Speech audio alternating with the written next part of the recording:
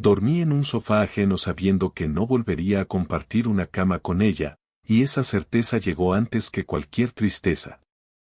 No tomé la decisión con rabia, sino con una calma rara que apareció cuando dejé de esperar explicaciones. En ese punto entendí que seguir adelante no era valentía, era necesidad. Te juro que no fui a ese bar buscando problemas. De hecho, fui porque el Valencia Barca lo daban solo por Movistar y en casa no lo tenía. Nada raro, viernes por la noche, una caña, unas bravas, y fútbol en la pantalla grande. Lo que no me imaginaba era que, al pedir la segunda cerveza, un camarero al que no había visto en mi vida me dijera una frase que aún me taladra la cabeza. Oye, tú eres el marido de Elena, ¿no? Yo me giré, pensaba que se lo decía a otro. Pero no, me estaba mirando fijo. Tendría unos 20 y pocos, delgado, coleta y tatuajes hasta el cuello.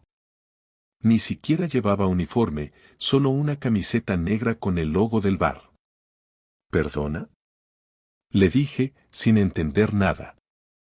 Elena, la fisio. La de la clínica cerca del Mercado Central, ¿no? Asentí, todavía sin entender a dónde iba. Tío, creo que debería saber algo. Así. A bocajarro. Y no lo decía con tono de cotilla ni con malicia. Más bien parecía incómodo, como si se estuviera metiendo en algo que no le tocaba, pero que no podía callarse. Como si fuera el tipo de cosas que te carcomen por dentro si no las sueltas. Me tensé. No sé cómo explicarlo. Algo se me cerró en el pecho. ¿Qué coño quieres decir con eso? Nada, perdona. Me he pasado. Es solo que, tu mujer viene mucho por aquí. ¿Y qué? Nada. Nada. Olvida lo que he dicho. Y se fue. Así, sin más. Como si no acabara de dejarme una bomba en la mesa. Te imaginarás que no vi ni medio minuto del partido después de eso. Lo busqué con la mirada durante toda la noche, pero el tío desapareció. Pensé en ir a la barra, hablar con otro, pero, ¿cómo iba a explicar algo que ni yo entendía? Volví a casa sin pasar por el bar a pagar la cuenta. Lo sé, una marranada, pero me temblaban las manos. Elena no estaba, había salido a cenar con Ana, una amiga suya de toda la vida. Me duché, me puse un pijama viejo y me senté en el sofá como un idiota, con la tele encendida en mute y la mente haciendo espirales. A la 1:30 entró por la puerta. Sonriente. Enfundada en un vestido que ni recordaba haberle visto. Pintada, con el pelo recogido en un moño que le quedaba de cine. ¿Estás despierto? Me dijo, como si nada. Asentí. Me dio un beso en la frente y fue al baño. Yo me la quedé mirando, y me jodió no sentir nada. Ni celos, ni rabia. Solo un vacío. Algo estaba mal. Algo estaba muy jodidamente mal. A partir de esa noche empecé a ir todos los viernes al mismo bar. Me sentaba en la misma mesa, pedía lo mismo. El camarero no volvió a hablarme. Pero lo observaba. Hablaba con todos, menos conmigo. Hasta que al tercer viernes, cuando estaba a punto de irme, se me acercó y me dejó una servilleta sobre la mesa. No dijo nada, solo me miró, dio media vuelta y siguió a lo suyo. En la servilleta había un nombre y una dirección, Raúl, calle Pintor Sorolla 23, cuarto B. Y debajo, los miércoles a las 17. No dormí esa noche. Ni la siguiente. El miércoles siguiente, salí del trabajo con el estómago revuelto. Fingí una reunión en la oficina y me fui directo a esa dirección. Puntual. 16:59. Edificio antiguo, sin portero, ascensor con puertas de tijera. Subí andando. Me quedé en el rellano, respirando con dificultad. Justo cuando estaba a punto de darme la vuelta, escuché pasos por la escalera. Me escondí tras la esquina. Era Elena. Iba sonriendo, con una bolsa de papel en la mano. Llamó al timbre del cuarto B. Abrió un hombre de unos 40, canoso, camiseta blanca. Se abrazaron. No, no se besaron. Pero tampoco hacía falta. Y ahí empezó todo. Mi historia. Mi caída. Mi jodido despertar. Me quedé quieto en el rellano, detrás de una columna de mármol desconchado, sin hacer ruido, aguantando la respiración como un niño que juega a esconderse. No sé cuánto tiempo estuve ahí, con la espalda apoyada contra la pared fría, mirando la puerta cerrada del cuarto B. No sé qué esperaba que ocurriera, no tenía ningún plan, no llevaba una cámara ni un grabadora, ni siquiera el móvil en la mano. Solo estaba yo, parado como un gilipollas en el rellano de un cuarto piso, sabiendo que mi mujer estaba al otro lado de esa puerta con un hombre al que no conocía de nada, haciendo cosas que ya no hacía conmigo desde hacía meses. Lo peor no fue imaginar lo que pasaba dentro, sino darme cuenta de que no me sorprendía, de que algo dentro de mí ya lo sabía desde hacía tiempo, pero lo había enterrado bajo la rutina, el trabajo, las cenas frente a la tele, las conversaciones sin alma y los silencios que ya no molestaban porque eran cómodos. Cuando la puerta se cerró delante de ella, supe que no podía seguir actuando como si no hubiera pasado nada, pero tampoco tenía claro qué hacer. No iba a tocar el timbre como un loco, tampoco iba a enfrentarla sin pruebas, sin entender del todo en qué punto exacto se rompió todo. Bajé las escaleras despacio, con la cabeza dando vueltas, cada paso más pesado que el anterior. Me metí en el coche y me quedé ahí sentado, mirando hacia adelante, con las manos en el volante sin moverme. No arranqué. No me fui. Solo me quedé ahí, como si esperara que de alguna forma absurda todo se reordenara solo. A los 40 minutos la vi salir. Llevaba el pelo algo despeinado, los labios sin brillo, la bolsa de papel ya no estaba. Miraba el móvil mientras bajaba por la acera, como si hubiera salido del trabajo o de una cita cualquiera. Ni rastro de culpa, ni un gesto raro, ni una mirada por encima del hombro. Se metió en su coche, un Clio blanco que compramos juntos hace 3 años, y arrancó como si fuera un día más. Y eso fue lo que más me jodió, que para ella lo fuera. No la seguí. Tampoco la llamé. Fui directo al bar. El camarero estaba en la barra, quitando vasos sucios, con la cara de siempre, como si nada. Me acerqué. ¿Ese Raúl trabaja aquí? Le solté sin rodeos. El tío me miró con cara de querer estar en cualquier otro sitio. No. Viene mucho. O venía. ¿Qué sabes? Solo que la he visto con él varias veces, desde hace meses. Siempre entre semana. Ella llega antes. Se sientan en la terraza. A veces se toman algo, a veces se van directo. ¿Y por qué me lo contaste? Porque tú venías los viernes, solo, tranquilo, como si no supieras nada. Me daba rabia. No sé por qué. Supongo que no me gustan los engaños, ya está. No dije nada. Le dejé un billete de 20 sobre la barra y salí. No volví a ese bar. Durante los días siguientes actué como si no supiera nada. Ella tampoco cambió nada. Seguía yéndose los miércoles a casa de Ana o a Pilates, seguía haciéndome preguntas por compromiso, seguía acercándose a la cama en la madrugada como si lo nuestro fuera una costumbre que había que mantener viva por obligación. Yo respondía con frases cortas, pero no agresivas. Observaba más. Callaba más. Tomé nota mental de todo, los horarios, las rutas, los pretextos. Empecé a recopilar información, pero no por rabia, sino por necesidad. Quería entender.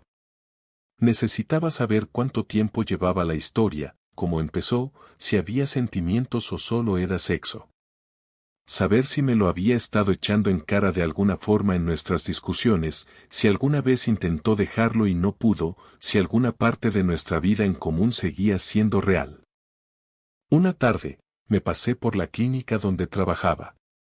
Me hice el loco, entré con la excusa de recoger una receta que nunca existió.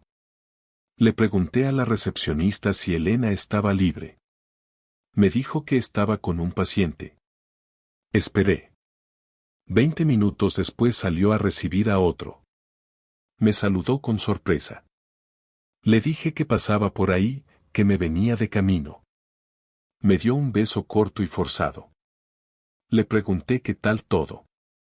Me dijo que bien, algo cansada. Le pregunté si tenía muchas sesiones por delante. Me dijo que 5 más. Le creí. No sé por qué. Tal vez porque esa parte sí era verdad. O porque quería creerlo. La miré a los ojos y me dio rabia no ver ni una sombra de culpa. Volví al coche y me apunté los horarios. El siguiente miércoles no fui a trabajar. Le dije a mi jefe que tenía migraña. Me metí en el coche a las 3 de la tarde y aparqué en la misma calle que la otra vez, unos metros más atrás. A las 16:52 la vi pasar. Mismo peinado, misma chaqueta clara, mismos pasos rápidos. Llamó al timbre, entró. Esta vez esperé 3 horas. A las 8 menos cuarto salió. Pelo suelto. Mirada tranquila. Se detuvo a mirar algo en el móvil antes de arrancar. Luego se fue. Volví a casa antes que ella. Me duché, cené algo y me senté en el sofá. Cuando entró, le pregunté qué tal con Ana. Me dijo que genial, que hablaron de 1000 cosas.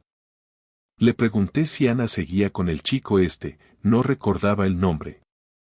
Me dijo que lo habían dejado hacía semanas. Me limité a asentir. Nada más.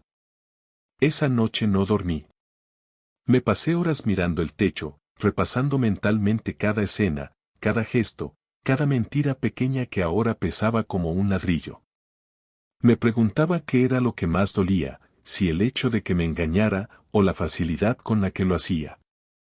Y me di cuenta de que lo peor era que yo no sabía cuándo había empezado a dejar de importarle si yo existía o no. Me sentía como un mueble útil, como un electrodoméstico más en la casa. La nevera que funciona, el marido que no molesta. El jueves por la tarde, salí a dar una vuelta. Caminé sin rumbo, entré en una papelería y compré una libreta negra. Me senté en una terraza con un café solo y empecé a escribir todo. Fechas, horas, detalles. Me servía de algo verlo en papel. Me hacía sentir que tenía el control, aunque fuera una ilusión. La noche siguiente, cuando ella se durmió, abrí su bolso. Busqué sin hacer ruido. No encontré nada, ni cartas, ni tickets sospechosos, ni fotos. Todo limpio. Registré el baño, los cajones, la mesita de noche.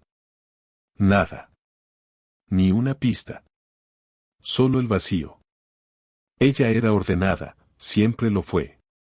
Si estaba escondiendo algo, lo hacía bien. Demasiado bien. Y entonces, entendí que lo único que me quedaba era preguntárselo directamente. Pero no de cualquier forma. No gritando. No llorando. No implorando. Si iba a confrontarla, tenía que estar preparado. Y decidí que lo estaría. La semana siguiente. Miércoles, a las 17. Esa mañana me levanté sin decir palabra. Preparé el café en silencio, me duché, me vestí como un día cualquiera y salí de casa sin mirarla demasiado. Ella aún seguía en la cama, y yo no tenía interés en hacer conversación. Ya no me salía. En la oficina estuve de cuerpo presente, pero mi cabeza estaba en otro sitio. Hice como que trabajaba, movía el ratón, abría correos, rellenaba celdas en hojas de cálculo vacías, pero no procesaba nada. Fui al baño 3 veces solo para sentarme en la taza con el móvil en la mano, sin hacer nada. Sabía que ese día tenía que hacerlo, que ya no podía seguir esperando. Había pasado más de una semana desde que la vi salir de ese piso, y si no me enfrentaba a la situación pronto, empezaría a pudrirme por dentro. Lo que más me jodía era que, aun sabiendo lo que sabía, aún no podía mirar a mi mujer y ver a una extraña. Me daba asco ese apego. Me daba rabia no sentir más odio. Porque lo que sentía no era odio, era algo más difícil de digerir, como si tuviera que agradecerle que me mintiera con tanta calma para no hacerme daño. Pero a la vez, me hervía la sangre por dentro con cada sonrisa falsa que me regalaba, con cada "¿qué tal tu día?" que lanzaba sin escuchar la respuesta. A las 4 salí del trabajo. Dije que tenía una cita médica. Nadie preguntó. Caminé hasta el coche, lo arranqué y fui directo al número 23 de la calle Pintor Sorolla. Aparqué en la misma esquina. Esta vez no me escondí. Me bajé del coche, me puse frente al portal y esperé. Eran las 16:55. A las 17:03 la vi llegar. Elena venía con paso rápido, mirando el móvil. Llevaba un abrigo gris, el pelo recogido y una bolsa de tela al hombro. No me vio hasta que estuvo a unos 3 metros. Cuando me vio, frenó en seco. Se quedó paralizada, como si no entendiera por qué estaba yo ahí. Me acerqué sin decir nada. Ella miró hacia la puerta, luego hacia mí. Tragó saliva. ¿Qué haces aquí?, me preguntó en voz baja, casi como si tuviera miedo de que alguien escuchara. Eso iba a preguntarte yo. Ella intentó mantener la compostura, pero ya estaba temblando. ¿Me estás siguiendo? ¿Tú qué crees? No sé qué piensas, Andrés, pero no tengo por qué darte explicaciones de todo lo que hago, no soy una niña pequeña. No, claro que no. Solo eres mi mujer. Solo compartes casa, cama y cuentas bancarias conmigo. Pero por lo visto también compartes otra cosa con el del cuarto B. Sus ojos se abrieron, la mandíbula se tensó, y por un segundo no supo qué decir. La había pillado, y lo sabía. No podía negarlo. No podía inventar una historia a esas alturas. La tensión entre nosotros era tan densa que un coche que pasaba por la calle bajó la velocidad, como si el conductor pensara que íbamos a pegarnos. No es lo que piensas, dijo ella, por fin.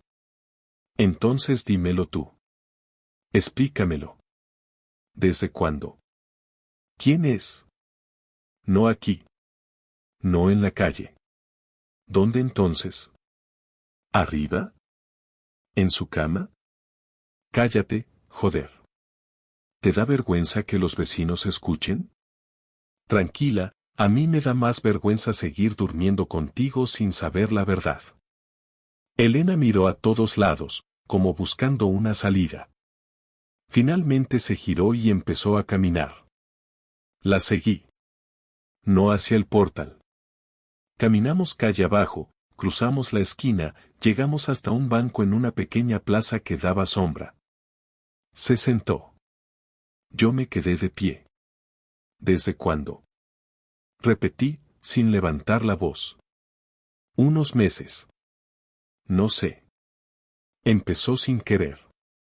¿Cómo empieza eso sin querer? No fui buscando nada. Él venía a la clínica, era paciente. Empezamos a hablar. Nos caíamos bien. Al principio solo tomábamos un café. Luego se convirtió en algo más. ¿Y nunca pensaste en contármelo? ¿Y decirte qué? ¿Que estaba confundida? ¿Que me sentía sola en casa? ¿Que ya no hablábamos como antes? ¿Y creíste que meter a otro en tu cama iba a arreglarlo? No estaba intentando arreglar nada. Solo, no sé. Me sentía viva. Me hacía sentir cosas que ya no sentía contigo. Entonces ya no me quieres. No lo sé. ¿No lo sabes? ¿Te follas a otro y no sabes si me quieres? No me hables así. ¿Así cómo? ¿Como un marido que acaba de descubrir que su mujer lleva meses con otro? Perdona si no soy educado. No te estoy pidiendo perdón. Aún. Esa frase me dolió más que todo lo anterior. No solo no se arrepentía, ni siquiera tenía claro si debía hacerlo. Yo estaba ahí, mirándola, intentando no perder los papeles, y ella seguía tan ambigua como siempre. Sin decidirse. Sin comprometerse. Como si yo tuviera que convencerla de quedarse, como si fuera yo quien debía demostrar algo. ¿Él lo sabe? Pregunté. ¿El qué? ¿Qué estás casada? Claro que sí. Desde el primer día. ¿Y le importa? No. Al principio decía que sí, pero luego dejó de preguntar. ¿Y tú? ¿Qué quieres hacer? Elena se quedó callada. No me miraba a los ojos. Miraba al suelo, movía una piedrecita con el pie. No lo sé, Andrés. No sé qué quiero. Me siento atrapada. Entonces sal. Sal de la trampa. Te abro la puerta. Yo no te voy a retener aquí. Si quieres a ese tío, vete. Si no me quieres, dímelo y me voy yo. Pero decide algo. Porque lo que no voy a hacer es quedarme en casa cada noche como un imbécil esperando a que vuelvas de la cama de otro. Ella levantó la cabeza. Me miró por primera vez en toda la conversación. Tenía los ojos húmedos, pero no lloró. Yo no quería esto. De verdad. No era mi intención herirte. Pues lo has hecho. Así que ahora toca decidir si seguimos con esta mentira o si cada uno se va por su lado. ¿Y tú qué quieres? Yo quería tener una vida contigo. Y ahora quiero saber si eso aún existe o si solo queda el decorado. No dijo nada más. Nos quedamos en silencio. Luego se levantó, se colgó la bolsa al hombro y empezó a caminar sin decir palabra. No se despidió. Yo tampoco. Volví al coche. Cerré la puerta y no encendí el motor. Me quedé ahí, con la cabeza apoyada contra el volante. Sabía que no había terminado. Lo que vino después fue peor. Porque ahora ya no era sospecha. Ahora era real. Oficial. Confirmado por ella misma. El infierno que seguía ya no tenía freno. Y aún así, no sabía si la odiaba, si la quería, si quería venganza o si solo quería desaparecer. Lo único que sabía era que algo dentro de mí había cambiado para siempre. Y que no había vuelta atrás. Volví a casa cuando ya era de noche y ella aún no había llegado. No encendí las luces del salón, dejé todo como estaba y me senté en la cocina, con la espalda apoyada en la encimera, pensando en la conversación de la tarde y en lo fácil que le había resultado no decidir nada. No había pedido perdón, no había prometido cortar con él, no había mostrado miedo a perderme, y eso fue lo que terminó de encajar todas las piezas que llevaba semanas evitando unir.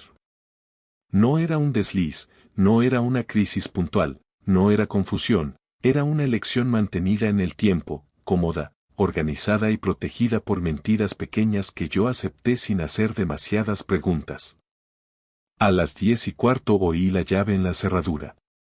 Entró como siempre, dejó el bolso sobre la silla, se quitó el abrigo y me miró desde la puerta de la cocina con una mezcla de cansancio y fastidio, como si el día se le hubiera hecho largo por culpa mía. No podemos seguir así, dijo, sin saludar. Tienes razón, respondí, mirándola fijo. Por eso mañana voy a hacer unos cambios. ¿Cambios? ¿De qué hablas? De nosotros. No respondió. Se fue directa al baño. Oí la ducha. Me quedé sentado, respirando hondo, intentando mantener la calma, porque sabía que si explotaba esa noche lo arruinaría todo. Tenía claro que no iba a suplicarle nada, no iba a discutir para convencerla de que se quedara, y tampoco iba a hacer el papel de víctima. Si algo había aprendido esa semana era que el que se arrastra pierde 2 veces. Cuando salió de la ducha, pasó de largo hacia el dormitorio sin decir una palabra. Yo me levanté, apagué la luz de la cocina y me acosté en el sofá. Dormí mal, a ratos, con la cabeza llena de planes que no había terminado de ordenar. Al día siguiente pedí la mañana libre. Fui al banco a primera hora. Teníamos una cuenta conjunta y otra de ahorros. Hablé con el gestor, expliqué que estábamos en proceso de separación y pedí dividir los fondos. No fue rápido, pero fue posible. Abrí una cuenta a mi nombre y transferí la mitad exacta del dinero. Nada más. Ni un euro de más. No quería robarle nada, quería justicia, no venganza económica. Luego fui a la gestoría donde nos llevaban el papeleo del piso. Pregunté por las opciones en caso de separación, los tiempos, las implicaciones. Tomé notas. Me explicaron que el piso estaba a nombre de los dos y que lo más probable sería venderlo o que uno comprara la parte del otro. Salí de ahí con la cabeza clara y un nudo en el estómago. Esa misma tarde llamé a Raúl. No tenía su número, pero lo conseguí sin demasiada dificultad. Me presenté. No levanté la voz. No lo amenacé.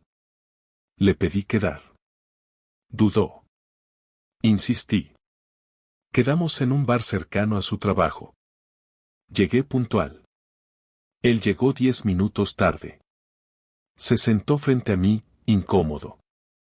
Sé quién eres, me dijo. Elena me habló de ti. Me imagino. Yo sé quién eres tú desde hace semanas. No quiero problemas. Yo tampoco. Por eso estamos aquí hablando. Le conté que sabía todo, que no estaba ahí para montar un espectáculo, pero que necesitaba que entendiera algo muy simple. Le dije que no iba a competir por nadie, que no iba a pedirle que se apartara, pero que tampoco iba a quedarme quieto mientras usaban mi vida como una sala de espera. Le dejé claro que estaba iniciando una separación, que el piso se iba a vender y que ella tendría que decidir con quién quería estar sin esconderse detrás de excusas. No me pidió perdón. Tampoco lo necesitaba. Asintió, bebió un trago y dijo que no esperaba que las cosas acabaran así. Le respondí que yo tampoco esperaba encontrar a mi mujer entrando a su casa un miércoles por la tarde. Nos levantamos. Nos dimos la mano. Cada uno se fue por su lado. Cuando volví a casa esa noche, Elena estaba sentada en el sofá, con las piernas recogidas, mirando la televisión sin verla. Me senté frente a ella, apagué la pantalla y respiré hondo. He movido el dinero, le dije. La mitad está en mi cuenta. Mañana hablaré con una inmobiliaria para poner el piso en venta. ¿Qué? No voy a vivir más aquí contigo mientras decides qué quieres hacer. No es sano. Ni para ti ni para mí. No puedes decidir eso tú solo. No lo estoy decidiendo solo. Te estoy informando de lo que voy a hacer con mi parte de la vida que compartíamos. Esto es una locura. Lo loco es seguir fingiendo que nada pasa. Se levantó, empezó a pasear por el salón, nerviosa. ¿Y qué se supone que haga yo ahora? Lo que quieras. Pero sin mentirme. Sin mentirte. No puedes echarme así. No te estoy echando. Me voy yo. Mañana recojo mis cosas y me quedo en casa de mi hermano hasta que vendamos el piso. ¿Y todo esto por qué? ¿Por qué me equivoqué? No te equivoques ahora con las palabras. No fue un error. Fue una decisión repetida durante meses. Se quedó callada. Por primera vez desde que empezó todo, parecía descolocada de verdad. No lloró. No gritó. Solo se sentó otra vez y bajó la mirada. Yo me levanté y fui al dormitorio. Empecé a meter ropa en una maleta sin prisas, sin rabia. Me llevé lo imprescindible. Antes de irme, dejé sobre la mesa un sobre con copias de los papeles del banco y una hoja con los pasos que había iniciado para la venta del piso. No era un castigo, era transparencia. Esa noche dormí en un sofá que no era mío, en una casa que no era la mía, pero por primera vez en semanas dormí del tirón. Al día siguiente ella me llamó varias veces. No contesté. Me escribió mensajes largos, confusos, cambiando de tono cada 3 líneas. Tampoco respondí. No era silencio por venganza, era silencio por higiene mental. 2 días después me escribió algo distinto. Decía que Raúl estaba enfadado, que no esperaba que yo reaccionara así, que las cosas se habían complicado. Leí el mensaje 2 veces y sonreí sin alegría. No respondí. Porque ya no era mi problema. Porque, por primera vez desde que todo empezó, había dejado de reaccionar a sus movimientos. Y esa fue mi primera revancha real, no hacer ruido, no rogar, no competir, no participar más en un juego que no había elegido. Pasaron 3 días sin que supiera nada más de ella, ni llamadas, ni mensajes, ni correos, ni siquiera una reacción a los documentos que le dejé sobre la mesa del salón. Lo único que recibí fue silencio, un vacío que no dolía tanto como esperaba, y eso era lo más raro, porque una parte de mí pensaba que iba a sufrir, que al dormir en otro sitio o al no escuchar sus llaves en la cerradura iba a sentir nostalgia, pero lo que sentía no era tristeza, era algo más parecido a una especie de descanso. Mezclado con irritación acumulada, como si estuviera soltando una mochila de años sin darme cuenta de que la llevaba puesta.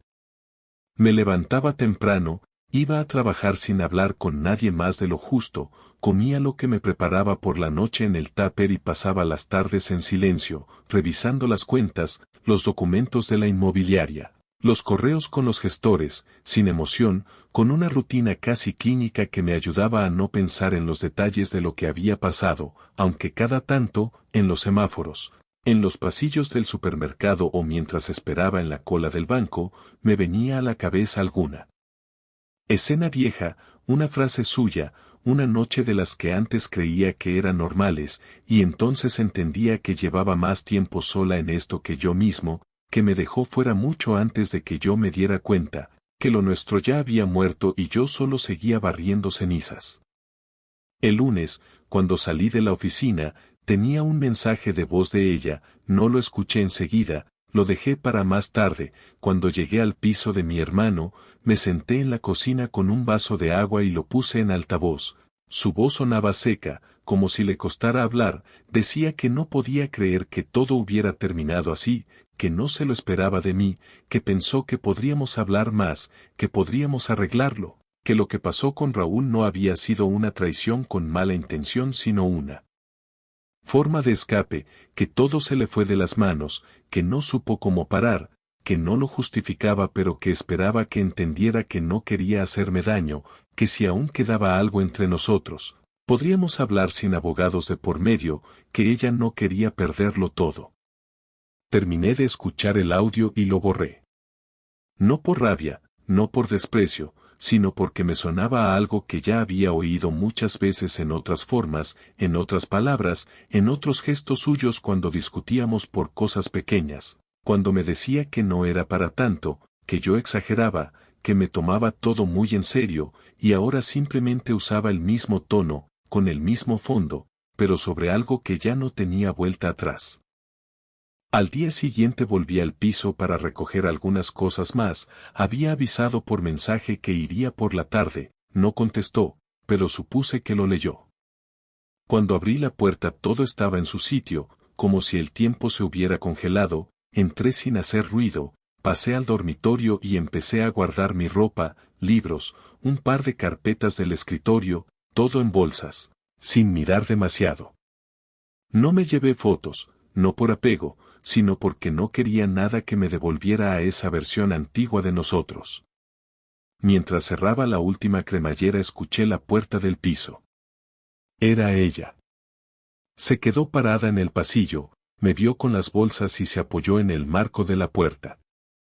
¿Te vas del todo? Sí. ¿Ya está? ¿Así? ¿Qué esperabas? No sé. Una conversación. Algo más. Ya hablamos. Tú hablaste.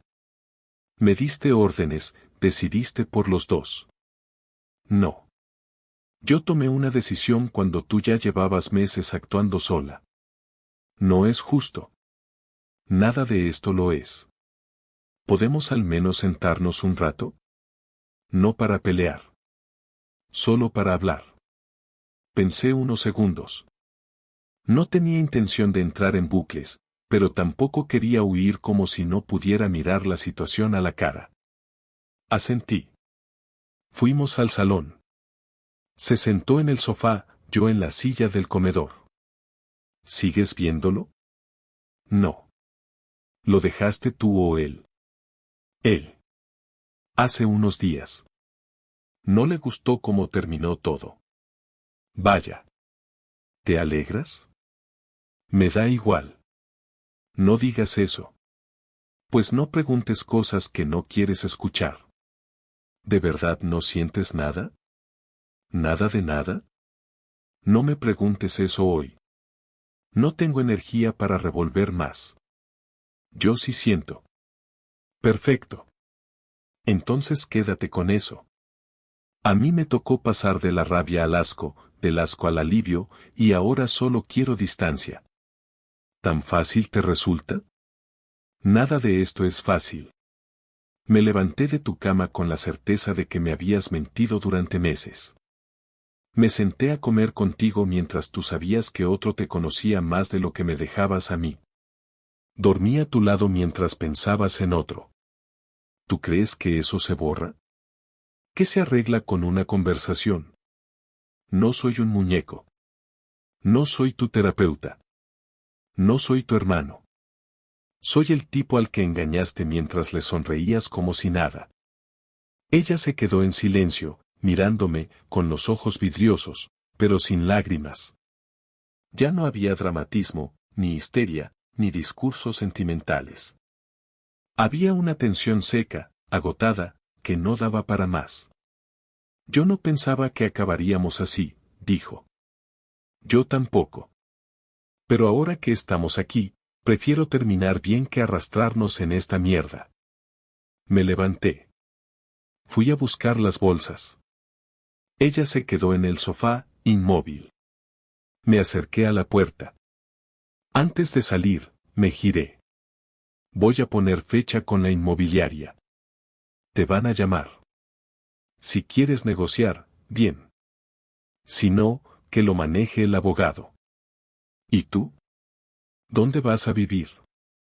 No es asunto tuyo. No puedo creerte cuando dices que no me odias. Es que no te odio. Lo que siento es peor que el odio. Es que ya no me importas lo suficiente como para odiarte. Salí del piso sin esperar respuesta. Bajé las escaleras rápido. Al llegar al coche no encendí el motor. Cerré los ojos unos segundos. No para respirar profundo ni para pensar. Solo para estar quieto. Después conduje sin mirar el retrovisor. A partir de ahí, dejé de contestar sus mensajes. Me limité a leer lo necesario para lo legal. Ella siguió escribiendo durante semanas. Algunos días me enviaba textos largos, intentando justificar cosas que ya no tenían explicación. Otros días mandaba solo una línea, preguntando si todo estaba bien, como si aún fuera parte de mi vida. No le contesté nunca. Y poco a poco, dejó de escribir. Y esa fue su verdadera despedida. No hubo lágrimas ni discursos finales, solo una lenta desaparición, como todo lo demás. Las semanas siguientes fueron de papeles, llamadas, firmas y números. No había espacio para el drama ni para el sentimentalismo, solo trámites, cuentas, cláusulas y fechas. Me convertí en una especie de oficinista de mi propia vida, archivando cada resto del matrimonio en carpetas con etiquetas claras, evitando pensar en lo que había sido todo eso antes de que se redujera a cifras y metros cuadrados. Cuando la inmobiliaria nos asignó una fecha para mostrar el piso a los primeros interesados, volví a ver a Elena en persona por última vez. Llegué 10 minutos antes que ella, para abrir la puerta y ventilar un poco. El piso ya estaba medio vacío, sin mis cosas, sin mis libros, sin mis fotos. El comedor parecía más grande sin el sofá, pero también más frío. Ella entró sin saludar, con una carpeta en la mano y una expresión tensa. Se paró en la entrada y me miró como si esperara que dijera algo, pero no tenía nada más que decirle. Nos sentamos en la mesa del salón, los dos frente a frente, esperando a la pareja interesada que venía a ver el piso. ¿Cómo estás?, preguntó ella. Estoy bien, respondí sin mirarla. Solo quería saber si estás durmiendo mejor. Antes de todo esto ya tenías insomnio. Duermo lo suficiente. Yo no. Casi no duermo. No dejo de pensar en cómo pasó todo. En lo que hice. En cómo lo destrocé todo. No hace falta que me digas nada más. No vengo a estas reuniones para hablar de eso. Ya lo sé. Pero no quiero quedarme con esta culpa sin haberlo dicho. Entonces dilo, pero que sea breve. Lo siento. Sé que no vale de nada, pero lo siento. Y no es solo porque te perdí a ti, sino porque me perdí yo también. Creí que sabía lo que hacía, que tenía el control. Me equivoqué en todo. No te pido volver. No espero que me perdones. Solo necesitaba decirlo en voz alta. No respondí. Asentí una vez, sin gestos innecesarios, y miré hacia la ventana. Llegaron los compradores. Entraron con una sonrisa amable, saludaron, caminaron por el piso haciendo preguntas. Yo contesté lo necesario. Ella intentó sonar natural, como si no hubiera pasado nada, como si fuéramos dos propietarios normales vendiendo una vivienda que ya no les servía. Cuando se fueron, nos quedamos unos minutos en silencio. Me levanté, recogí un par de papeles, me puse la chaqueta. Este será el último trámite, dije mientras me dirigía a la puerta. Si aceptan la oferta, en unas semanas todo esto se acabará. ¿Tú crees que realmente se acaba algo así? Sí. Todo se acaba si uno deja de empujarlo. Salí sin mirar atrás. Caminé hasta el coche y me fui a casa de mi hermano. Esa noche él me preparó la cena y nos sentamos a ver un partido. No hablamos mucho. Me preguntó cómo iba todo. Le dije que bien, que estaba avanzando. No me ofreció palabras de consuelo ni frases hechas. Solo me pasó una cerveza y me dijo que me quedara el tiempo que necesitara. Esa fue la primera conversación sincera que tuve en semanas, sin filtros, sin lástima, sin tensión. Unos días después, firmamos los papeles. En la notaría no hubo conversación. Llegamos por separado. El notario nos explicó los pasos. Firmamos uno tras otro. Ella temblaba ligeramente al pasar las páginas. Yo no sentí nada. Al salir, se acercó a mí en la calle. ¿Puedo preguntarte algo? Depende. ¿Hay alguien? No. ¿Ni siquiera una posibilidad? Ni siquiera un interés. Vale. ¿Y tú? No. No me importa, pero gracias por la sinceridad. Ella sintió, como si entendiera que ya no quedaba más por explorar. Nos despedimos con un gesto mínimo de cabeza. No hubo abrazo. No hubo intento de contacto físico. Cada uno se fue caminando en dirección contraria. La venta del piso se cerró rápido. Recibí mi parte del dinero y la deposité en mi nueva cuenta. Busqué un pequeño apartamento en el centro. Nada lujoso, pero suficiente. 2 habitaciones, cocina abierta, suelo de madera clara. Lo amueblé sin urgencia, con lo justo para vivir tranquilo. No colgué cuadros. No puse fotos. Quería dejar espacio. Por dentro y por fuera. Volví a hacer la compra sin pensar en los gustos de nadie más. Me levantaba los sábados sin tener que avisar de mis planes. Volvía del trabajo sin explicar horarios. La libertad no era euforia. Era calma. Mis amigos se enteraron poco a poco. Algunos me escribieron sorprendidos. Otros me ofrecieron salir a tomar algo. Fui a un par de cenas, alguna comida de domingo. Evitaba contar detalles. Decía lo justo. Nos separamos, fue complicado, ahora estoy tranquilo. Nadie insistía. Agradecía esa discreción. La gente, cuando quiere ayudar, a veces estorba sin querer. Yo solo quería seguir con lo mío, sin consejos, sin teorías, sin análisis. Un mes después, ella me escribió un último mensaje. Decía que entendía que ya no tenía sentido insistir, que no esperaba volver a hablar conmigo, pero que si algún día necesitaba algo, aunque fuera solo un número en el teléfono, ella estaría ahí. No lo respondí. No porque no lo leyera. No porque me pareciera ofensivo. Sino porque ya estaba en otro sitio. Ella formaba parte de otra etapa. Ya no compartíamos tiempo, ni casa, ni planes. Tampoco palabras. El silencio no era un castigo. Era solo consecuencia. Ahora, cuando alguien me pregunta por qué acabó mi matrimonio, no doy detalles. Digo que se desgastó. Que nos fuimos desconectando. Que hubo errores por los dos lados. No miento. Pero tampoco cuento todo. No porque me duela. Sino porque ya no necesito que nadie lo entienda. Yo lo viví.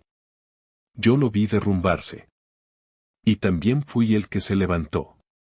Cada día que me despierto solo, lo hago sin el peso de las preguntas sin respuesta. Hago café, me ducho, trabajo, leo, camino. A veces pienso en lo vivido. No para sufrir. Solo para asegurarme de que no voy a repetirlo. Porque la traición no es solo lo que hacen los otros, también es lo que uno se permite soportar. Y yo ya aprendí dónde está mi límite. La próxima vez, si es que hay otra, no lo volveré a pasar por alto. Porque ahora ya no necesito a nadie para saber quién soy. Ni para saber cuando alguien deja de merecer que me quede. Después de todo, me di cuenta de que el silencio ya no me pesaba, y eso fue lo más inesperado. No sentí victoria ni derrota, solo una tranquilidad extraña al comprobar que mi vida seguía funcionando sin ella. Lo que quedó fue una calma sobria, sin entusiasmo, pero sólida.